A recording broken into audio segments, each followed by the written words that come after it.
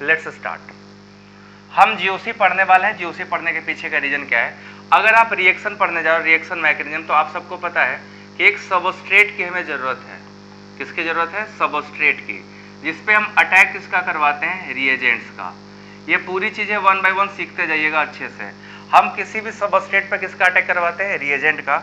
जब इस पे आप अटैक कराते हो तो होता क्या है, कभी कभी बीच में एक इंटरमीडिएट सी बनता है, इंटरमीडिएट स्पीसीज बनता है, और कभी कभी इंटरमीडिएट नहीं बनता, डायरेक्ट प्रोडक्ट बनता है। तो अगर इंटरमीडिएट स्पीसीज बना तो हम देखेंगे रिएक्शन क्या फॉलो करेगा, और नहीं बना तब देखेंगे क्या फॉलो करेगा। तो इंटरमीडिएट्स बनते हैं, और इसके बाद क्या होता है, ये फाइनली प्रोडक्ट में कन्वर्ट हो जाता है। ये फाइनली कहाँ चला जाएगा? प्रोडक्ट बना देगा। ठीक है। कभी कभी इंटरमीडिएट नहीं भी बनता है। अगर मान लो इंटरमीडिएट बन गया तो हमें पता लगाना पड़ेगा कौन सा इंटरमीडिएट बना है। ठीक है ना, कौन सा इंटरमीडिएट बना है। और कभी कभी क्या होता है, इंटरमीडिएट नहीं बनता है। ठीक है, जब नहीं बनता है तो इसको हम लोग सीधे यहाँ से प्रोडक्ट पे पहुंचा देते हैं, मतलब बीच में कोई भी इंटरमीडिएट का फॉर्मेशन नहीं होता। ऐसे रिएक्शन को कंसर्टेड रिएक्शन बोलते हैं। क्या बोलते हैं? Concerted reaction. These reactions are called concerted reaction या सिंगल स्टेप रिएक्शन कहा जाता है। Single step reaction. ठीक है, कंसर्टेड रिएक्शन या सिंगल स्टेप रिएक्शन, ये दोनों नाम से जाने जाते हैं। अब आपने पढ़ा होगा सिंगल स्टेप रिएक्शन में कई सारे। आपने सिंगल स्टेप रिएक्शन कौन कौन सा जानते हो? आप सभी लोग बताओ जिसको पता हो, कौन कौन सा रिएक्शन है जो सिंगल स्टेप में होता है? आप सबने पढ़ा होगा, ऐसा कोई नहीं होगा जो नहीं पढ़ा होगा। ठीक है ना, कोई बताए जिसको जिसको पता हो कि सिंगल स्टेप रिएक्शन कौन कौन से रिएक्शन है। नेम रिएक्शन पता होगा आपको जो सिंगल स्टेप में होता है। देखो सब जानते होंगे, SN2 रिएक्शन सिंगल स्टेप में होता है, E2 रिएक्शन सिंगल स्टेप में होता है। इसके अलावा अगर और बात कर ले हम लोग तो ये साइक्लो एडिशन रिएक्शन होते हैं, सिंगल स्टेप होते हैं, इनमें कोई इंटरमीडिएट का फॉर्मेशन नहीं होता, साइक्लो एडिशन रिएक्शंस। तो these are the some very important reaction जो एक ही स्टेप में सीधे कंप्लीट होता है, बीच में कोई इंटरमीडिएट का फॉर्मेशन नहीं होता है। तो इंटरमीडिएट नहीं बनेगा तो कंसर्टेड कहलाएगा, सिंगल स्टेप में हो जाएगा।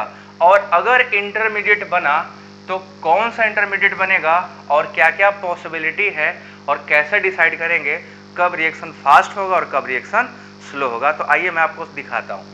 इंटरमीडिएट 6 प्रकार के होते हैं, 6 टाइप के। आप सबने पढ़ा होगा, कार्बोकैटायन का नाम सुना होगा, कार्बोकैटायन इंटरमीडिएट होता है। दूसरा कार्बेनायन होता है, कार्बेनायन होते हैं।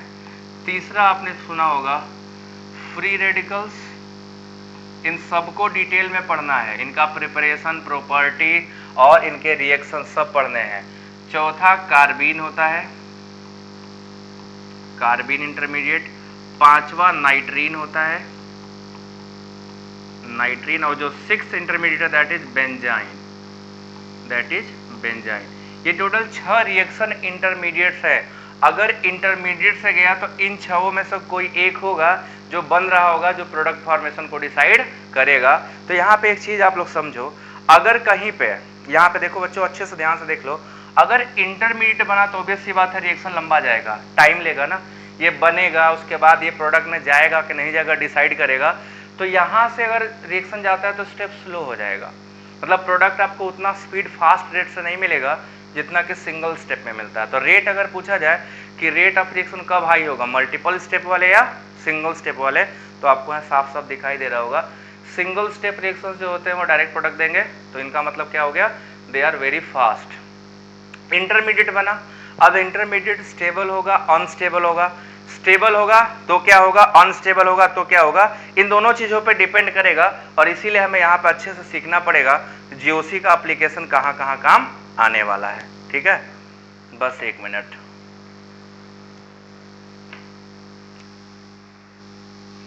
तो देखो अब इंटरमीडिएट में कार्बोकैटायन, कार्बेनायन, रेडिकल कौन सा बनेगा। सबसे पहले जानना तो ये है कि इंटरमीडिएट मान लो कि बन गया, सपोज करो कि इंटरमीडिएट बन गया।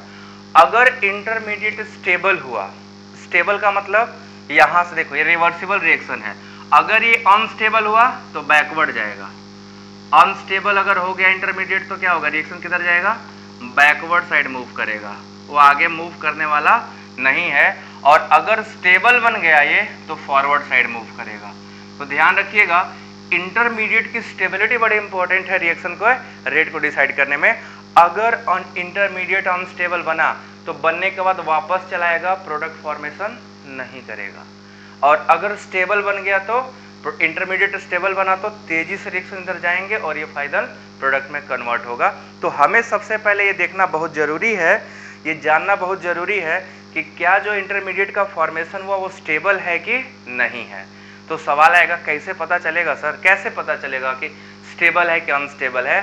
दैट इज वाई यही पता लगाने के लिए हमें कौन चाहिए, जीओसी का जन्म इसीलिए हुआ था। ठीक है, जीओसी इसीलिए आया था पता लगाने कि क्या है इंटरमीडिएट, कौन सा इंटरमीडिएट बना है और कब स्टेबल होगा, कौन अनस्टेबल होगा। आप यहां सब स्टार्ट करो, इंटरमीडिएट के बाद आप रिएजेंट पे आ जाओ। हम सबको पता है रिएजेंट दो टाइप के होते हैं, रिएजेंट दो टाइप के होते हैं, इलेक्ट्रोफाइल्स और दूसरा न्यूक्लियोफाइल्स। आप सबने जानते होंगे इलेक्ट्रोफाइल्स होते हैं या न्यूक्लियोफाइल्स होते हैं। अब इलेक्ट्रोफाइल्स और न्यूक्लियोफाइल्स, अब इलेक्ट्रोफाइल है कि न्यूक्लियोफाइल है ये भी पता कौन करेगा, जीओसी बताएगा, क्योंकि इलेक्ट्रॉन डेंसिटी हाई है तो वो बताता है इलेक्ट्रॉन डेंसिटी के बारे में। इलेक्ट्रॉन डेंसिटी लो है यही बताता है, जीओसी बताता है। न्यूक्लियोफाइल कई टाइप के हो सकते हैं, न्यूट्रल न्यूक्लियोफाइल, चार्ज न्यूक्लियोफाइल, पाई बॉन्डेड न्यूक्लियोफाइल और लोन पेयर कंटेनिंग न्यूक्लियोफाइल। कौन अच्छा न्यूक्लियोफाइल है वो भी जीओसी ही बताएगा। ठीक है ना। सबस्ट्रेट, अब देखो सबस्ट्रेट पे भी डिपेंडेंट होता है। सबस्ट्रेट दो टाइप का हो सकता है, इलेक्ट्रॉन रिच हो सकता है और दूसरा इलेक्ट्रॉन डेफिशिएंट, है ना, डेफिशिएंट। पता कैसे चलेगा कि रिच है कि डेफिशिएंट? अगर पता चल जाए डेफिशिएंट होगा तो न्यूक्लियोफाइल भेजेंगे। ठीक है ना, कम वाले पे ज्यादा वाले का अटैक कराता है हमेशा। अगर आपका सबस्ट्रेट इलेक्ट्रॉन डेफिशिएंट है तो आप इलेक्ट्रॉन रिच स्पीसीज का अटैक कराओगे, मतलब न्यूक्लियोफाइल का अटैक कराओगे। अगर आपका सबस्ट्रेट इलेक्ट्रॉन रिच है तो उस पर इलेक्ट्रोफाइल का अटैक कराओगे। रिच है कि डेफिशिएंट है, इसको पता लगाने के लिए इसकी जरूरत पड़ेगी। जीओसी बताएगा कि आपके सबस्ट्रेट का क्या नेचर है, इलेक्ट्रॉन रिच है या इलेक्ट्रॉन डेफिशिएंट है। अगर डेफिशिएंट हुआ तो आप क्या करोगे, रिच वाले का अटैक कराओगे। अगर रिच हुआ तो डेफिशिएंट वाले का अटैक कराओगे। यही दोनों का कहानी है पूरा, ये पूरी कहानी इन्हीं दोनों पे डिपेंडेंट होती है। इसीलिए हमें जीओसी पढ़ना है। आप लोगों को समझ में आ रहा होगा, जीओसी हमने ये आपको सिखाया कि जीओसी पढ़ना क्यों है, जीओसी पढ़ने का पीछे हमारा मेन मकसद क्या है। तो जीओसी पढ़ने का जो हमारा मेन मकसद है वो सिर्फ यही है कि पता लगाना है सबस्ट्रेट में कहाँ पे इलेक्ट्रॉन डेंसिटी हाई है और कहाँ पे इलेक्ट्रॉन डेंसिटी लो है। ये पता लगाने के बाद आप लोगों का काम बढ़ जाएगा। तो हम लोग पढ़ेंगे जीओसी एप्लीकेशन और इसके जीओसी के पूरे पार्ट्स। तो ये सबसे पहले बताओ, ये चीज़ आपको क्लियर हुआ, रिएक्शन कैसे जाता है और जीओसी कहाँ पे यूज होने वाला है। सबस्ट्रेट का इलेक्ट्रॉन डेंसिटी पता लगाएगा, रिएजेंट का इलेक्ट्रॉन डेंसिटी पता लगाएगा, इंटरमीडिएट की स्टेबिलिटी पता लगाएगा, जिससे प्रोडक्ट फॉर्मेशन पता चलेगा। तो जीओसी को इन चारों के बारे में पता लगाना है कैसे हुआ, और जैसे ही पता लग जाएगा हम लोग स्टार्ट कर देंगे अटैक कराना। Nucleophilic substitution, electrophilic substitution, nucleophilic addition, free radical addition, free radical substitution, electrophilic addition, electrophilic substitution. या तो इलेक्ट्रोफाइल है या तो न्यूक्लियोफाइल है, दो ही तो है। आप पूरे रिएक्शन में पढ़ लो, या तो न्यूक्लियोफिलिक सब्स्टिट्यूशन पढ़ते हो या न्यूक्लियोफिलिक एडिशन पढ़ते हो। इलेक्ट्रोफाइल में आ जाओ, या तो इलेक्ट्रोफिलिक सब्स्टिट्यूशन पढ़ते हो या तो इलेक्ट्रोफिलिक एडिशन पढ़ते हो। एलिमिनेशन में आ जाओगे तो वहाँ भी आपके एल्किल लाइट में होता है, एलिमिनेशन कैसे होता है, कौन टूटेगा कौन नहीं टूटेगा, वो भी जीओसी डिसाइड करके बताता है। तो पढ़ना जीओसी ही है, और जीओसी से पूरा एप्लीकेशन छापना है कहाँ पे, मैकेनिज्म पार्ट में। बट मैकेनिज्म से पहले एक इंटरमीडिएट आएगा जिसमें 6 मिलेंगे। इन 6 के बारे में जानकारी लगाने के लिए हमें इसी की जरूरत पड़ेगी। तो जीओसी पढ़ना कितना इंपॉर्टेंट है समझ आ रहा है? जीओसी पढ़ना इंपॉर्टेंट है, बहुत ज़्यादा इंपॉर्टेंट है, इसीलिए हम लोग जीओसी अब स्टार्ट करेंगे। सो आगे बढ़ा जाए, चलो बताओ जल्दी सभी लोग, आगे बढ़ा जाए। वीडियो को लाइक सब्सक्राइब एक बार शेयर जरूर कर दिया करिए आप लोग, कम से कम इतना तो कर ही सकते हैं ना हम लोग। सो चलो नेक्स्ट चलते हैं। अब जीओसी में क्या क्या पढ़ना है, ठीक, जीओसी में क्या क्या आता है मैं आपको बता दूं। जीओसी मैंने 2 पार्ट में कैटेगराइज किया है, ठीक है। जीओसी कितने पार्ट में कैटेगराइज किया गया है? 2 पार्ट में, जीओसी 1 और जीओसी 2। जीओसी 2 पार्ट में, सबसे पहला पार्ट 1, मैं आपको पहले पार्ट 1 ही पढ़ाने वाला हूँ, ठीक है। पार्ट 1 में क्या क्या आता है, और दूसरा है पार्ट 2। देख लो पहले पूरा डिटेल, क्योंकि अगला लेक्चर पढ़ने से पहले आपके दिमाग में होना चाहिए कि हम कितनी चीज़ें पढ़ने वाले हैं। पार्ट 2, पार्ट 1 में जो आएगा पूरा इलेक्ट्रॉनिक इफेक्ट्स, इसमें क्या आते हैं, इलेक्ट्रॉनिक इफेक्ट्स। अब इलेक्ट्रॉनिक इफेक्ट्स क्या होते हैं वो बताऊंगा, और पार्ट 2 में application of electronic effect, applications of electronic effect. Electronic effects के एप्लीकेशन पढ़ने हैं, ठीक है। एप्लीकेशन पार्ट में जो जो पढ़ना है मैं उसको लेबल कर दे रहा हूं यहाँ पे। आप यहाँ पे सबसे पहले पढ़िएगा डाइपोल मोमेंट क्या होता है और कैसे हम पता लगा सकते हैं डाइपोल मोमेंट के बारे में। दूसरा, एसिडिटी ऑफ द कंपाउंड, किसी भी कंपाउंड की एसिडिटी पता लगा लो। Complete basicity, complete basicity of the organic compound आपको यहीं पढ़ाऊंगा।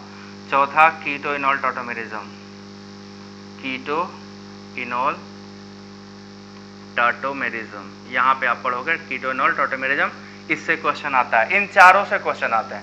एक डाइपोल मोमेंट से आता है, एक एसिडिटी से आता है, एक बेसिसिटी से आता है और एक टॉटोमेरिज्म से भी आता है। कभी आता है कभी नहीं आता है, बट मेजोरिटी ऑफ केसेस में देखो क्वेश्चन आए हैं, ठीक है ना। इलेक्ट्रॉनिक इफेक्ट देखिएगा, इलेक्ट्रॉनिक इफेक्ट में क्या है, ये थोड़ा सुंदर इफेक्ट है। ये दो टाइप का होता है, टेम्पररी और परमानेंट, ठीक है। ये कैसा कैसा होता है, टेम्पररी और परमानेंट। पहले परमानेंट वाले देखो। परमानेंट में इसमें टोटल 6 इफेक्ट्स हैं, नाम सब जानते होंगे। परमानेंट में टोटल कितने हैं, 6 इफेक्ट हैं, 6 इफेक्ट। मैं 6 का नाम 1 बाय 1 लिख रहा हूँ। पहला आप पढ़ोगे, यहीं से शुरू ही करूंगा मैं, inductive effect. The first one is inductive effect. Second one पढ़ोगे what is conjugation and how it is work, conjugation. Third, mesomeric effect, mesomeric effect. And fourth one, mesomeric के बाद रेजोनेंस, रेजोनेंस। एंड फिफ्थ जो पढ़ोगे that is hyperconjugation, hyperconjugation. And the last one जो sixth होगा that is SIR effect. SIR effect मतलब steric inhibition of resonance. जो six last वाला application that is steric inhibition of resonance है, आप इसको पढ़ोगे। SIR इफेक्ट क्या होता है, स्टेरिक इनहिबिशन ऑफ रेजोनेंस क्या होता है, ठीक है। तो इतनी चीज़ें हम लोग को यहाँ पे पढ़नी है 1 बाय 1, पूरा सिस्टमैटिकली डिटेल में पूरा कंप्लीट पढ़ाऊंगा, ठीक है ना। ये सारे इफेक्ट्स आपको 1 बाय 1 पढ़ने हैं। इसके अलावा मैंने 2 चैप्टर आपको पीछे पढ़ा रहा हूँ, आपने देखा होगा। मोल कॉन्सेप्ट का अपलोड करूँगा रिकॉर्ड करके, इसके बाद केमिकल बॉन्डिंग भी करूँगा। तीनों चैप्टर चलेगा, ये लाइव चलेगा, मगर 2 रिकॉर्डिंग मिलेंगे आपको। फिजिकल केमिस्ट्री का और इनऑर्गेनिक का रिकॉर्डेड लेक्चर अपलोड करूँगा और ऑर्गेनिक केमिस्ट्री पूरा लाइव लेकर चलूँगा। डेली का डेली चलेगा, अब तो डेली का डेली करना ही है। अब टाइम भी टाइम है अपने पास बहुत, और तुम लोगों के पास भी टाइम है, क्योंकि एग्जामिनेशन दिसंबर के बाद से जान लगा के पढ़ना है। उसके पहले सिलेबस ख़त्म करके अच्छे से प्रैक्टिस कर लेना। देखो DPP, क्वेश्चन बैंक सब कुछ बन गया है। आपको टेलीग्राम चैनल मिलेगा, आप टेलीग्राम ज्वाइन कर लीजिएगा। बाकी जितनी डिटेल है आपको क्लास का, मैं व्हाट्सएप ग्रुप है वहाँ भी मिल जाएगा, और टेलीग्राम में होगा तो व्हाट्सएप पे ऐड कर दूँगा। सो यहाँ पे आप लोगों को ये चीज़ें सीखनी है। इतनी सारी चीज़ें अपने को करना है GOC में। हर इफेक्ट में अपने कम से कम 6 से 10 एप्लीकेशन है।